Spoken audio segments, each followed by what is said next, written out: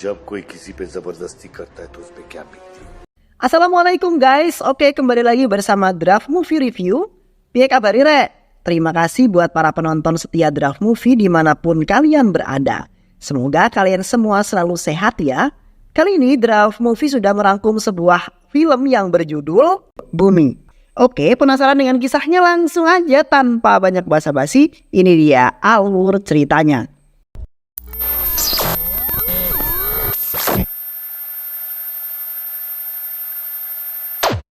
Di awal film kita akan diperlihatkan oleh seorang gadis cantik yang bernama Bumi.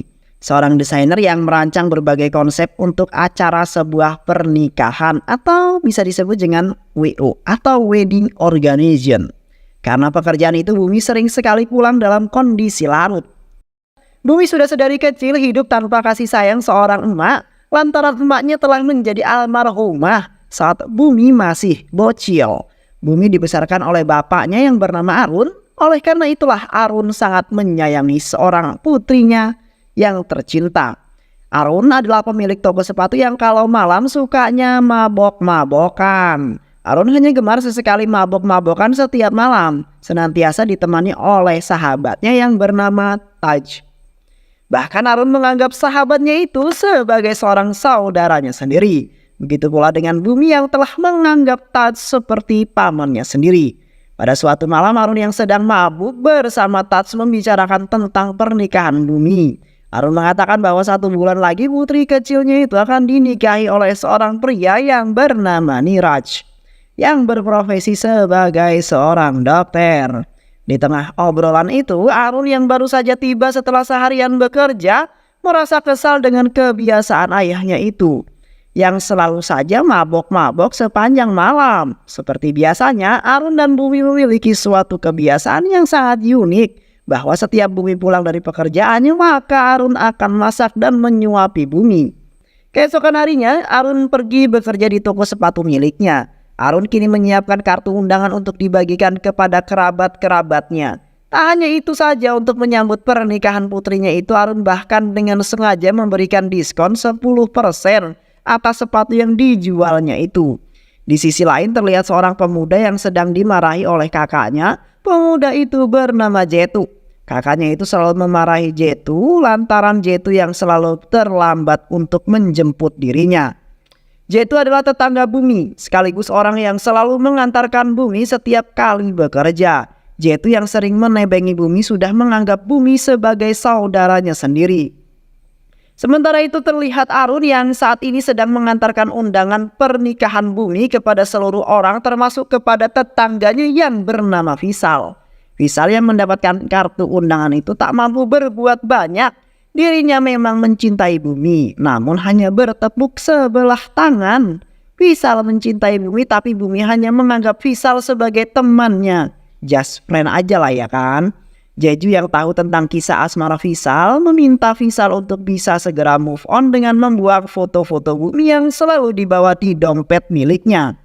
Di suatu hari Visal bertemu dengan Dauli yang merupakan saudara dari ibunya sekaligus pemilik bioskop yang bernama Bhagwan Talkies. Dauli adalah sosok pria yang suka menyakiti orang lain demi sebuah ambisi yang sangat luar biasa. Dauli mempunyai seorang anak buah ahli mentato yang bernama Gulam. Ternyata pada pertemuan itu Visal menceritakan kisahnya kepada mereka. Visal menjelaskan bahwa wanita yang dicintai hendak menikah dengan pria lain. Dauli yang mendengar hal tersebut merasa sedikit terkejut dengan apa yang baru saja Visal katakan. Dauli kemudian menyarankan agar Visal menyatakan perasaannya lagi kepada Bumi. Namun bila Bumi menolak cinta darimu, maka kami akan berusaha sekuat mungkin untuk membantumu mendapatkan Bumi. Keesokan harinya Visal melakukan apa yang disarankan oleh Dauli. Visal pergi menemui Bumi dan tanpa banyak basa-basi menyampaikan perasaan cinta terdalamnya. Kemudian Bumi yang mendengar hal tersebut kemudian justru marah kepada Visal karena dirinya sudah pernah mengatakan bahwa tidak mencintai Visal, apalagi sekarang Visal tahu bahwa Bumi hendak menikah. Walaupun hari H pernikahannya sudah dekat, Bumi masih saja mengurusi pekerjaannya. Bumi yang berada di kantor berniat untuk meminta diantarkan Nirja untuk pulang. Tapi Nirja sedang sibuk dan tak bisa menuruti kemauan Bumi. Bumi pulang diantarkan oleh Jetu. Saat di tengah jalan, Bumi yang merasa sangat ngantuk berat meminta kepada Jetu untuk menaikkan kecepatan motornya. Tak lama kemudian Jetu meminta izin kepada Bumi untuk berhenti sejenak karena dirinya sudah gak tahan lagi mau pipis. Jetu pergi mencari tempat aman untuk pipis dan meninggalkan Bumi di motornya. Namun saat kembali ke sana, betapa paniknya Jetu melihat Bumi yang sudah menghilang. Ternyata Bumi justru diculik oleh Vishal. Dauli dan Gulam Bumi disandra di bioskop Telkis milik Dauli. Bumi yang mungkin terpengaruh oleh obat bius kini kehilangan separuh kesadarannya. Mereka lalu memanfaatkan momen itu dengan secara bergantian mewik-wik-wik-wik Bumi. Vishal pembuka, Dauli pengisi, dan Gulam penutup. Mereka lalu meninggalkan Bumi di dalam bioskop tersebut. Beberapa saat kemudian Bumi mulai sadarkan diri, namun Bumi tak mengetahui apa yang terjadi pada dirinya. Bumi hanya mengetahui bahwa saat ini dia merasakan sakit yang luar biasa di Mr. V-nya. Bumi lalu terngangkang-ngangkang berjalan berusaha pulang ke rumahnya. Bumi seakan tak percaya dengan apa yang dialami oleh dirinya. Kesuciannya kini telah direnggut padahal pernikahannya sudah ada di depan mata. Istri Taj ternyata mengetahui gelagat Bumi yang berjalan dengan ngangkang. Istri Taj sengaja menemui Bumi dan meminta kepada Bumi untuk tetap merahasiakan hal itu. Jangan sampai ada orang lain yang mengetahuinya. Sebab bila ada yang mengetahui hal tersebut, maka sangat mungkin bisa menggagalkan acara pernikahannya dengan Niraj. Singkat cerita, kini hari pernikahan telah tiba. Bumi tetap merahasiakan kejadian itu pada siapapun. Beberapa menit sebelum ijab kabul, Bumi memanggil Niraj untuk bertemu. Namun sesampainya di sana, Bumi malah menceritakan semua kejadian itu. Niraj yang mendengarnya seketika langsung syok tak percaya. Dirinya merasa lemas dan hancur. Niraj selalu menceritakan hal itu kepada kedua orang tuanya dan mereka kemudian memutuskan untuk membatalkan pernikahan ini. Ayah Bumi yaitu Arun merasa bingung. Dia mempertanyakan apa yang sedang terjadi. Kenapa keluarga besarnya tiba-tiba aja berjalan dan pergi meninggalkan acara itu. Tak lama kemudian Bumi lalu menjelaskan hal itu kepada sang ayah tercinta. Mengapa keluarga Niraj pergi meninggalkan acara tersebut. Arun yang kini sudah mengetahui alasannya langsung bergegas pergi bersama Taj untuk melaporkan kejadian itu pada polisi. Namun sesampainya di sana, polisi-polisi perindapan yang gak pernah belajar akhlak di pondok malah mengabaikan kedatangan Arun. Mereka semua malah santuy menyaksikan pertandingan kriket di televisi. Arun yang merasa tidak dihargai kini mulai naik pitam. Arun bangkit dari duduknya dan langsung mengambil televisi itu, baru kemudian membantingnya ke lantai hingga membuat TV itu meleduk. Sontak, hal itu kemudian menimbulkan sedikit keributan antara Arun dengan polisi perindapan di sana. Mereka kini mau gak mau harus menanggapi laporan Arun. Mereka menginterogasi Arun dengan menanyakan beberapa pertanyaan yang menjengkelkan. Hingga pada akhirnya mereka bertanya mengenai bagaimana kronologi perwik-wikan itu bisa terjadi. Polisi perindapan yang belum merasa puas atas jawaban dari Arun kemudian meminta izin untuk bertanya langsung kepada Bumi. Mereka semua lalu OTW ke rumah Bumi dan sesampainya di sana Bumi justru malah menghilang tak tahu kemana. Mereka semua bergegas mencari keberadaan Bumi hingga pada akhirnya salah seorang dari mereka berhasil menemukan sepatu yang dikenakan Bumi. Di lain sisi ternyata Bumi kembali diculik oleh Vishal, Dauli, dan Gulam. Kini mereka membawa Bumi ke dalam sebuah hutan. Mereka sengaja menculik Bumi karena mengetahui bahwa ayah Bumi Arun sudah melaporkan hal itu kepada kepolisian. Kini Bumi mengetahui bahwa dirinya ternyata telah diwek-wek oleh Vishal, Dauli, dan Gulam. Bahkan mereka dengan bangga menceritakan kejadian tersebut. Bumi berlari ketakutan menjauh dari hadapan Vishal dan CS-CS-nya. Namun Vishal, Dauli, dan Gulam kemudian menyiksa Bumi dan mempermainkannya. Bumi lalu sampai ke sebuah jembatan yang ternyata adalah jalan buntu. Bumi tak bisa pergi ke mana-mana lagi. Vishal CS semakin mendekati Bumi. Bumi yang semakin takut memutuskan untuk kabur dengan cara melompat dari jembatan. Mereka yang melihat kenekatan Bumi dengan sigap berlari untuk menangkap Bumi. Bumi sebenarnya sudah berhasil melompat, namun Gulam berhasil menangkap rambutnya. Gulam menjambak rambutnya dengan kencang, tapi Dauli malah memotong rambut Bumi dan membiarkan jatuh ke dalam sungai. Dauli lalu menembakkan pistol ke arah Bumi dengan harapan peluru itu mampu menghabisi Bumi. Tapi Bumi berhasil selamat dan kini sedang dirawat di rumah sakit. Singkat cerita, Arun telah mengetahui keberadaan Bumi. Arun begitu sedih mengapa anaknya harus mengalami hal yang begitu kejam yang dilakukan oleh manusia-manusia yang tak beradab. Tak lama kemudian Bumi kini telah siuman. Bumi menceritakan semuanya kepada Arun tentang kejadian pemerkosaan itu dan siapa-siapa saja pelakunya. Di lain sisi, Faulie mendapat kabar bahwa Bumi masih hidup dan kini sedang dirawat di rumah sakit. Beberapa waktu kemudian, kasus pemerkosaan Bumi kini sudah sampai pada meja persidangan. Dengan Vishal, Dauli, dan Wulan yang menjadi tersangkanya, satu persatu saksi dihadirkan ke dalam persidangan, termasuk juga Niraj. Niraj yang turut menjadi saksi kemudian ditanyai beberapa pertanyaan oleh seorang wanita yang merupakan pengacara Vishal CS.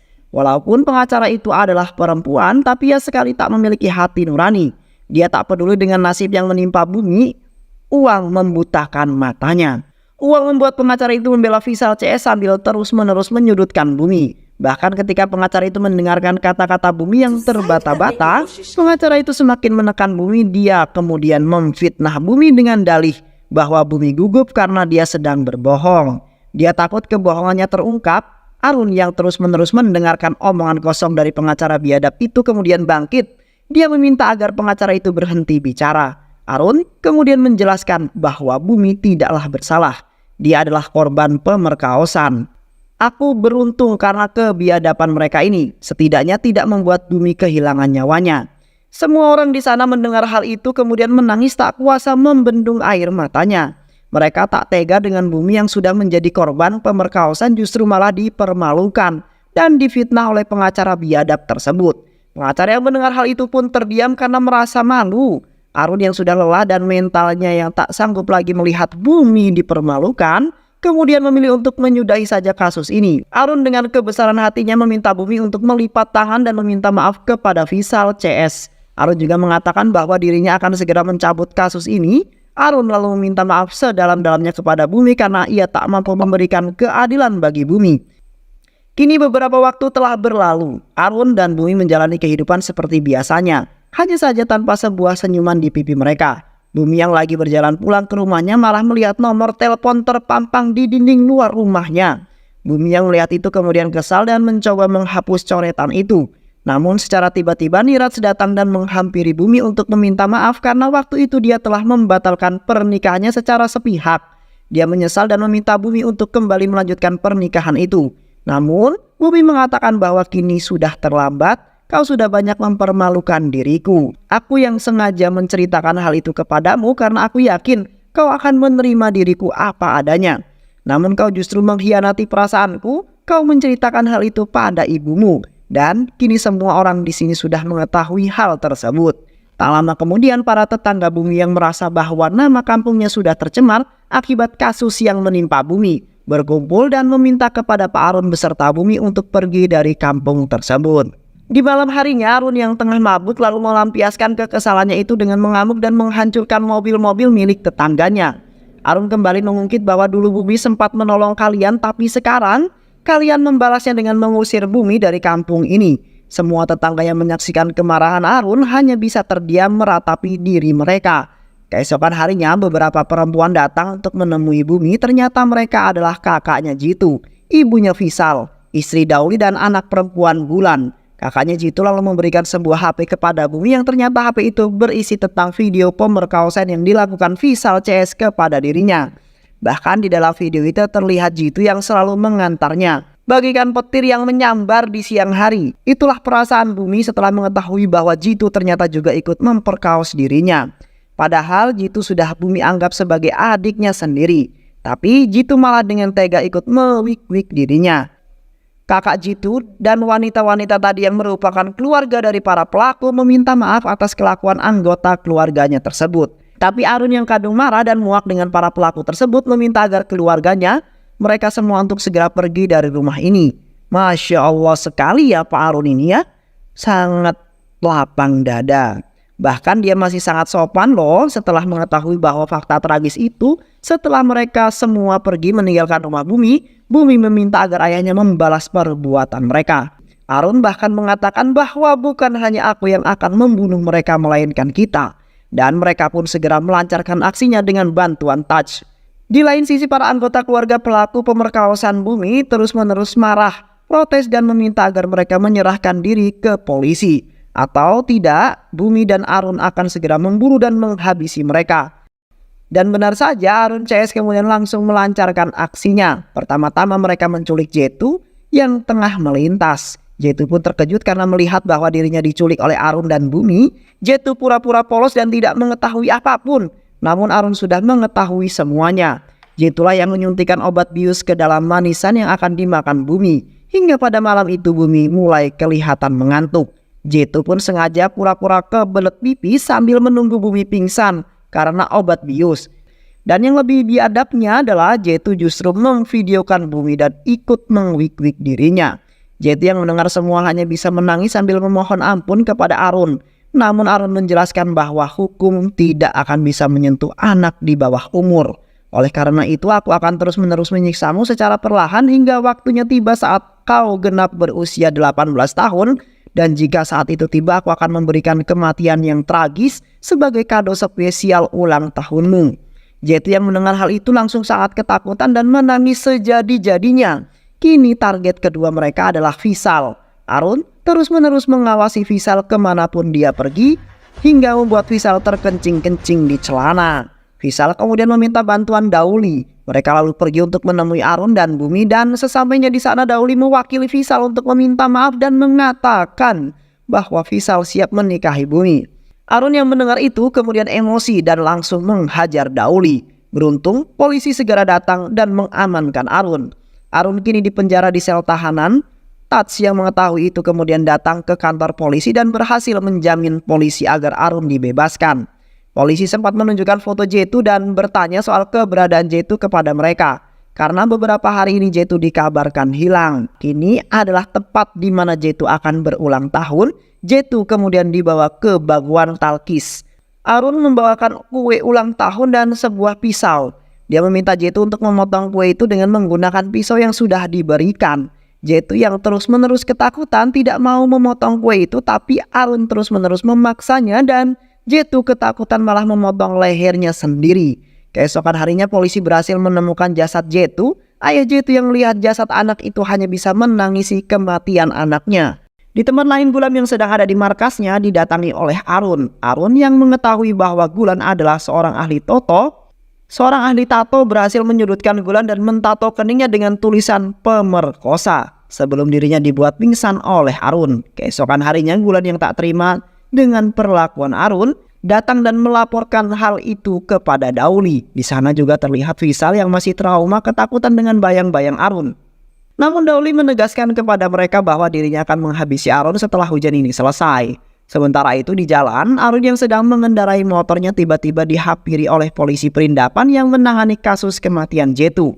Usut punya usut, bukannya menangkap Arun, polisi perindapan ini ternyata datang untuk memberikan gantungan kunci milik Arun yang terjatuh di lokasi kejadian.